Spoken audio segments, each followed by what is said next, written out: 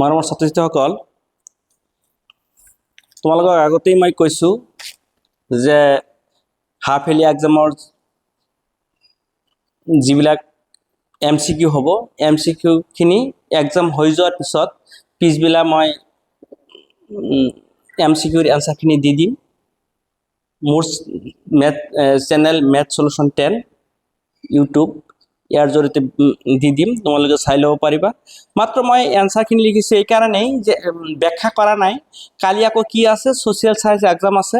তোমালোকে এইটো বেছি যদি ব্যাখ্যা কৰিব যাওঁ তেন্তে ছ'চিয়েল চায়েন্সৰ যিটো নেকি সময় সেইটো নষ্ট হ'ব।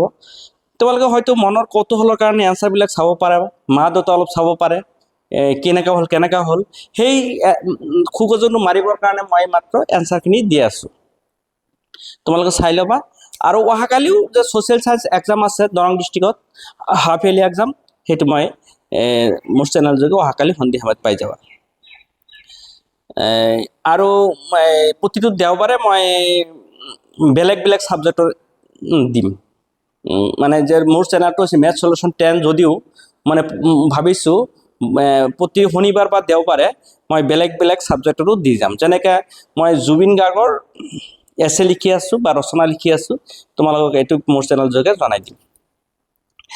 এতিয়া আছে মই ক্লাছ 9ৰ জেনেৰেল চায়েন্স এক্সামটো আজি হৈ গৈছে। MCQখিনি তোমালোকক মই দি আছোঁ। 1 নম্বৰত আছে এনচাৰ বি, 1 নম্বৰত এনচাৰ বি। 2 নম্বৰত আছে চি, 2 নম্বৰত চি। 3 নম্বৰত বি, 3 নম্বৰত বি। 4 নম্বৰত আছে এ, 4 নম্বৰত এ। 5 নম্বৰত আছে এ, 5 নম্বৰত এ।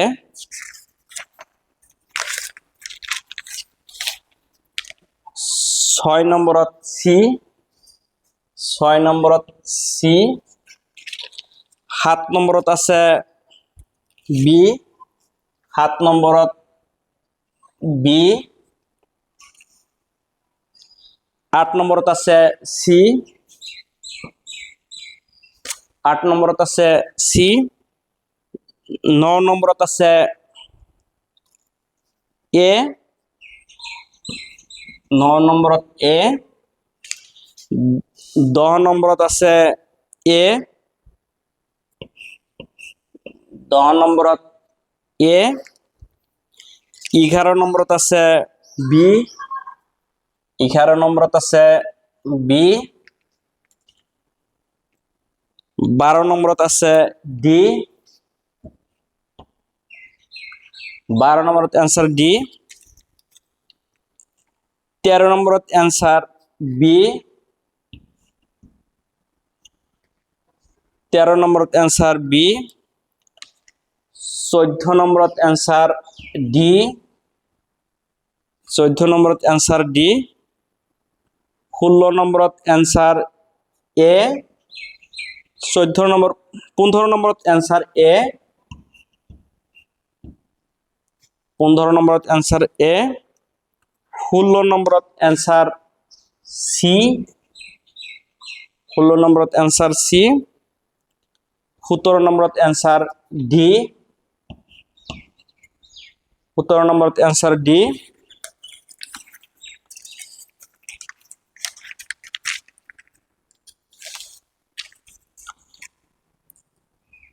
18 নম্বৰত এনচাৰ এ,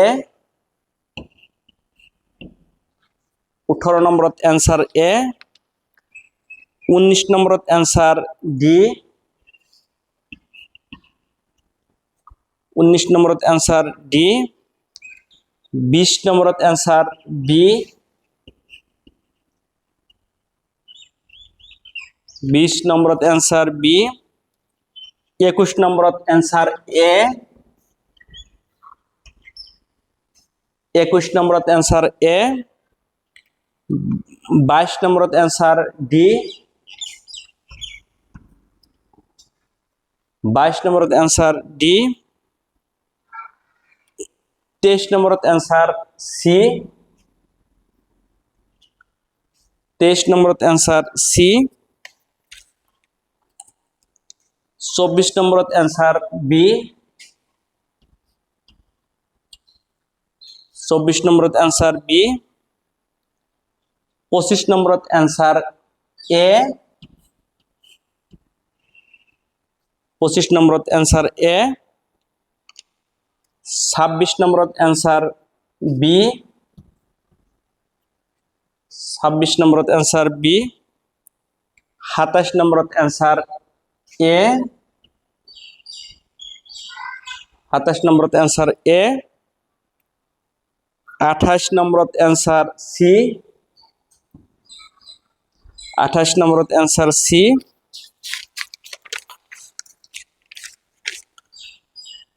29 নম্বরত অ্যান্সার সি। 29 নম্বরত অ্যান্সার সি। 30 নম্বরত অ্যান্সার ডি। 30 নম্বরত অ্যান্সার ডি। 31 নম্বরত অ্যান্সার সি। 32 number answer 5। 32 নম্বরত অ্যান্সার 5। 33 নম্বরত অ্যান্সার সি।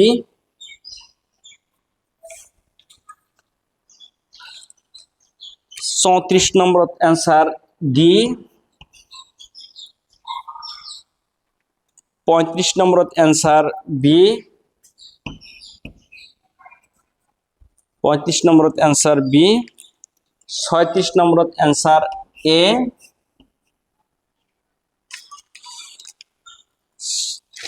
37 নম্বরত অ্যান্সার এ। 37 নম্বরত অ্যান্সার এ। 38 নম্বরত অ্যান্সার ডি। Answer D. 39 নম্বরত অ্যান্সার সি।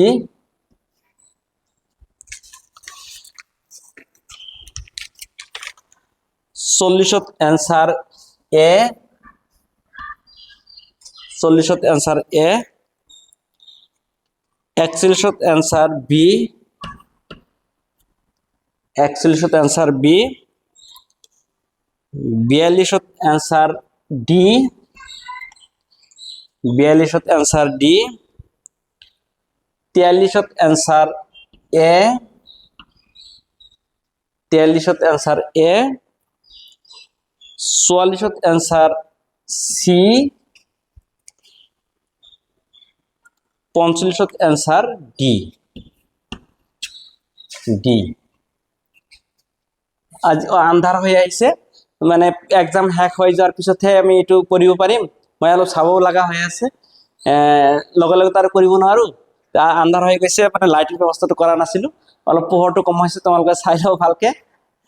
মই আকৌ ৰিপিট কৰি দিছো, 1ৰ এনসাৰ বি, 2ৰ এনসাৰ সি, 3ৰ এনসাৰ বি, 4ৰ এনসাৰ এ, 5ৰ এনসাৰ এ, 6ৰ এনসাৰ সি, 7ৰ এনসাৰ বি, 8ৰ এনসাৰ সি, 9ৰ এনসাৰ এ, 10ৰ এনসাৰ এ, 11ৰ এনসাৰ বি, 12ৰ এনসাৰ ডি, 13ৰ এনসাৰ বি, 14ৰ এনসাৰ ডি, 15ৰ এনসাৰ এ, 16ৰ এনসাৰ সি, 17ৰ এনসাৰ ডি, 18ৰ এনসাৰ এ, 19ৰ এনসাৰ ডি, 20ৰ এনসাৰ বি, 21ৰ এনসাৰ এ, 22ৰ এনসাৰ ডি, 23ৰ এনসাৰ সি, 24ৰ এনসাৰ বি, 25ৰ এনসাৰ এ, 26ৰ এনসাৰ বি, 27ৰ এনসাৰ এ, 28ৰ এনসাৰ সি,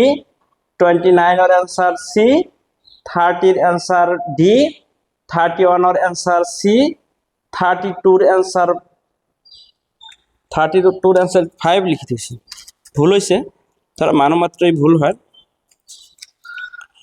32র অ্যান্সার ডি। 32র অ্যান্সার ডি।